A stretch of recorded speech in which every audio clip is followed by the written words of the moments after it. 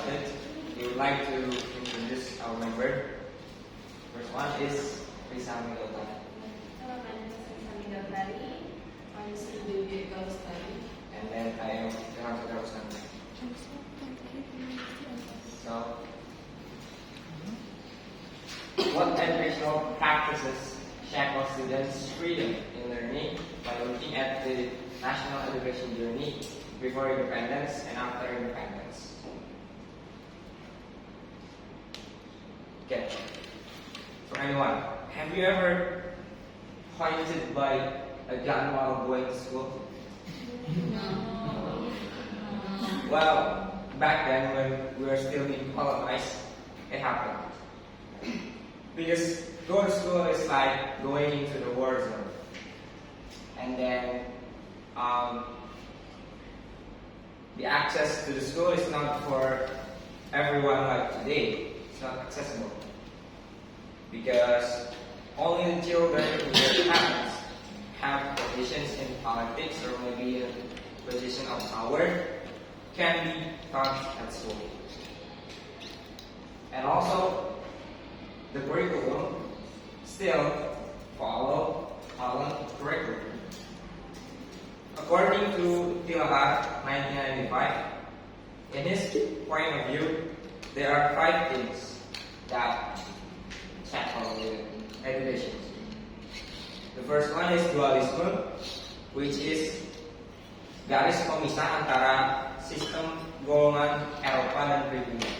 So there are boundaries between the European people who learn in Indonesia and the local people. And then the second one is korpondasi, which is sistem pendidikannya disesuaikan dengan pendidikan yang ada di Belanda. And then the third one is sentralisasi, which is the curriculum or the system is being diurus oleh departemen pengajaran yang pun dari Belanda. And then the fourth is slowing the national movement, because the Holland only prioritized to using a Holland language rather than Indonesian language. And then the last one is tidak adanya perencanaan pendidikan yang sistematis. So there are no organized system in education. Okay. And then after independence, the challenges is more about the system. So last night I spoke with my father, who is a headmaster of one of the elementary school in my place, especially in SDN, Negeri Pangiliman. So we spoke about bantuan dan operasional sekolah atau BOS and accreditation system. He mentions that bantuan operasional sekolah atau BOS, sometimes the schedule is not fixed. Sometimes it's late or sometimes it's early. So it is very hard to the school to make a detailed plan for their school of the needs of students. So that's one of the things. And then the second one is accreditation system. For accreditations, for example, if there are 2 schools, let's say school A and school B. In school A, the accreditations is A, and for school B, there are no accreditations for them. So, what do you think?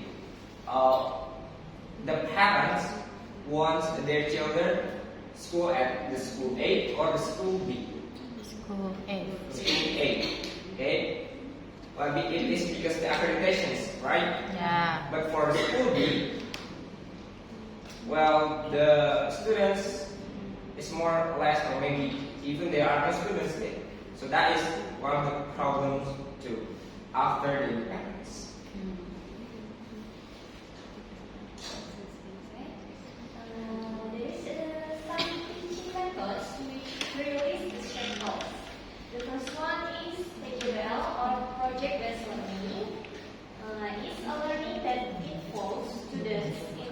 activity with a product as a result. So, project-based learning is more focusing in a student to make a project rather than reading or listening to the teacher. And then the technique that we can use for PJBL itself is collaborative learning. Collaborative technique, collaborative technique. So making a group and then brainstorming like that. And then the second one is PBL atau problem-based learning. It's a learning which guides students to solve a problem to understand the material being studied. PBL itself stressing on problem solving. So the teacher giving a question that makes the student answer the question based on their creativity and exploration. And the last one is STEAM. STEAM is an approach to learning that using or integrates or collaborates 5 keys, that is science, technology, engineering, arts, and mathematics, as access points for guiding students, inquiry, dialogue, and critical thinking. For example itself, is making a bridge by popsicle stick. Popsicle stick is making a bridge by popsicle stick is the combination of science, engineering, arts, and mathematics. So, after long discussion, we decided on one teaching method that gets used in our class, which is PJBL. Just like how Riri said before, PJBL focusing on involving students in an activity, in a group, which results in a product. Just like what we do now. Do you guys work in a group? Yeah. And there are some benefits when we work in using PJBL teaching method. The first one, of course, it involves your communication skill, right? And also how you work in a group. And it also involves student speaking skill. Another reason why we use PJBL is it increases students' motivations. When we work in a group, just like my group, when we see our friends work hard, doesn't it involve us to work just as hard as her or him, right? So PJBL will increase students' motivations in learning. And another reason why we choose PJBL is because it involves real-world application of knowledge. Just for example, do you know what is this? Mask. We use this in COVID era, right? So when COVID hits us, this item, this thing is sulit sekali untuk didapatkan, right? So we make the one made of kain. So when we teach procedure text, we can try to make them work in a group to make a product like this mask. So what's the result? They will making a product mask that they can use in their daily activities. So that's how we choose project-based learning. There's a product that we can use in our daily life, or something that they can learn to help them in their daily activity. And other than that, PJBL is not only involving English material.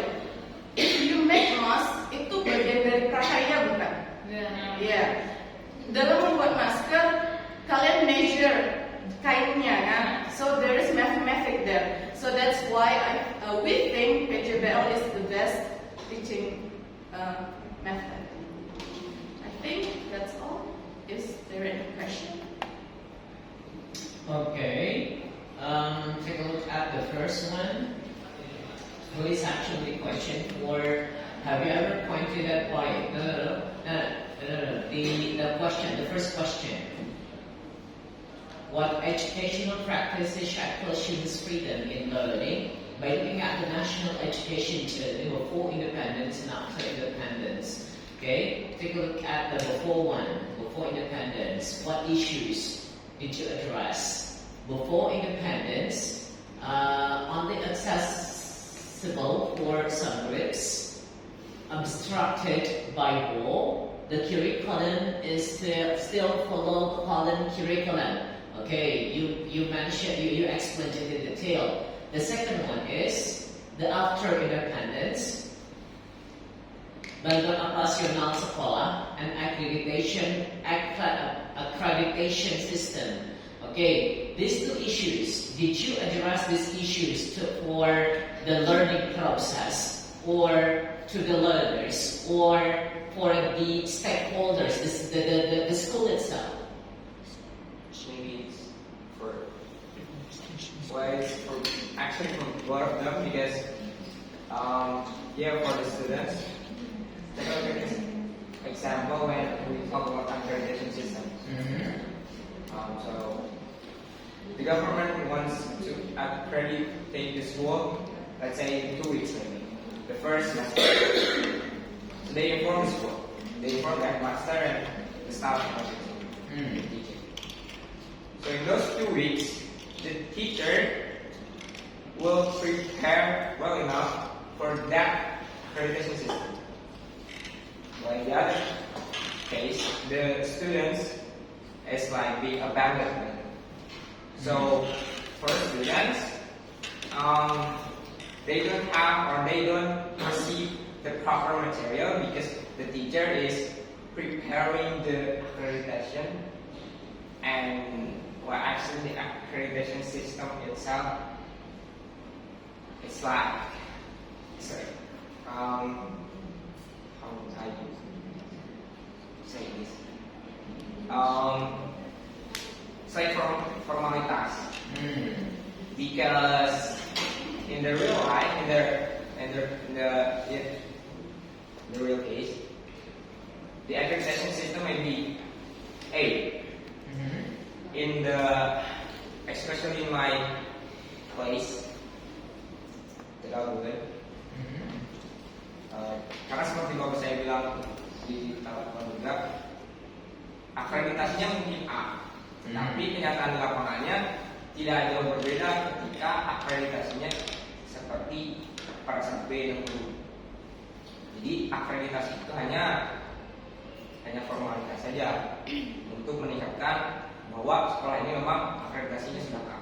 Tapi pada kenyataannya tidak jauh berbeda ketika mereka mendapatkan akreditasi B ataupun C. Okay, so you try to relate this issue with the condition when the teachers focus on preparing the application. They will focus on doing that, and they will not come to the class for giving the teaching and learning process. And the students, what we can say, the students will be neglected by the teachers. Okay. Okay. Next one. Teaching methods which release the shackles: project-based learning, problem-based learning, and STEAM. Okay, STEAM is specific for science, right? Yes. And problem-based learning, and also project-based learning. Okay, and the last one,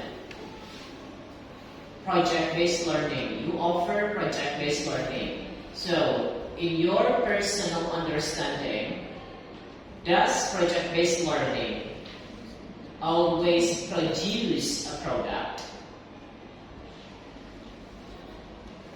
Yes? Does project-based learning always produce a product? Yeah. Or should project-based learning produce a product?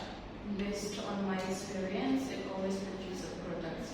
Okay, and does it mean that it takes quite a long time for the teachers to prepare the teaching and learning process, and also for the students to complete the assignments? Actually, when we use project-based learning, it takes time for the students, not for the teacher to preparing the material.